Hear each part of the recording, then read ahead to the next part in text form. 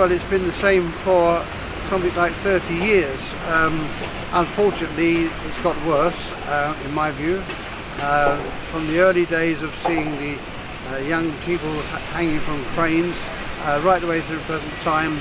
Today, of course, is dreadful because we had promises from the regime that there were some moderates in their leadership, but unfortunately it doesn't bear fruit because we've had almost 1,000 executions in the past, in 2015. In fact, I think 966, and that is a disgrace in a civilized world.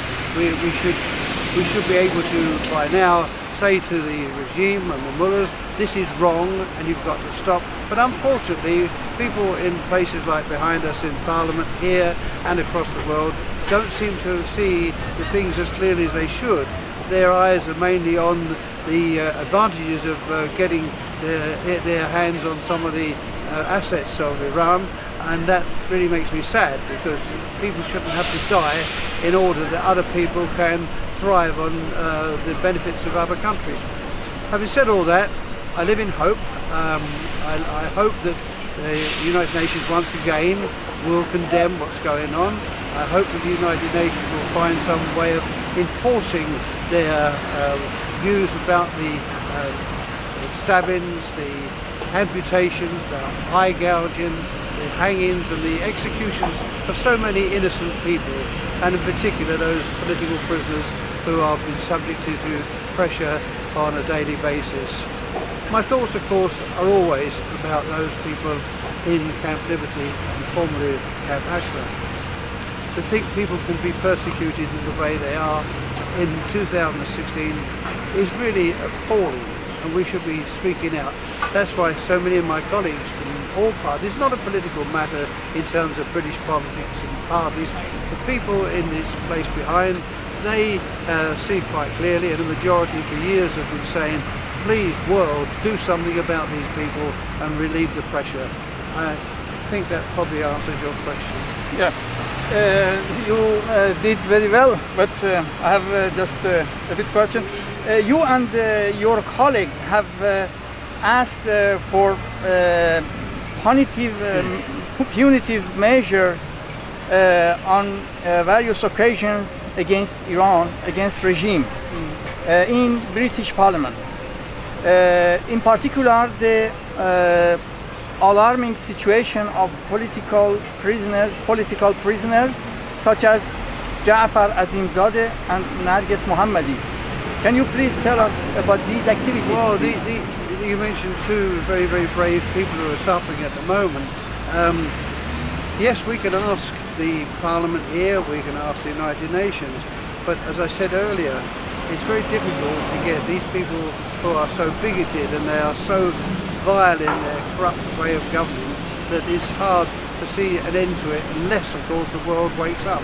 But as I said, the vested interests are there and they are demanding, and of course we have this appalling agreement that was made on nuclear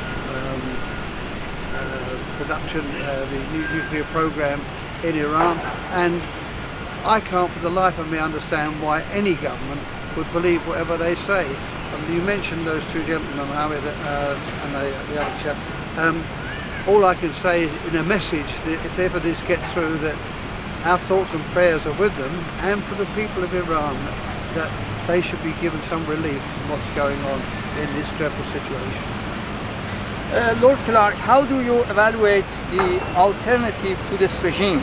Do you think the Iranian people have a strong voice? Oh yes, and in fact that voice will be heard in Paris next month on the 9th of July, where I have no doubt Madame Javi, the President-elect of the NCRI, who will again set out, I assume, I mustn't say that I know, but I assume that she will give her 10-point plan, which is the alternative to what is going on at the moment in Iran. There is hope that one day that people will adopt that.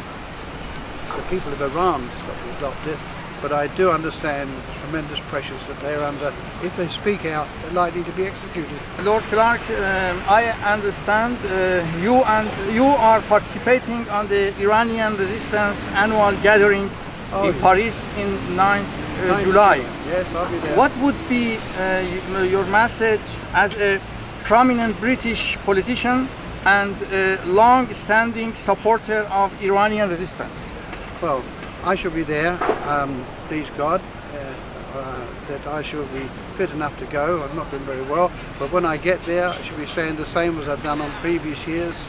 We've got to work together, we've got to wake the world up to this terrible situation that's going on in Iran.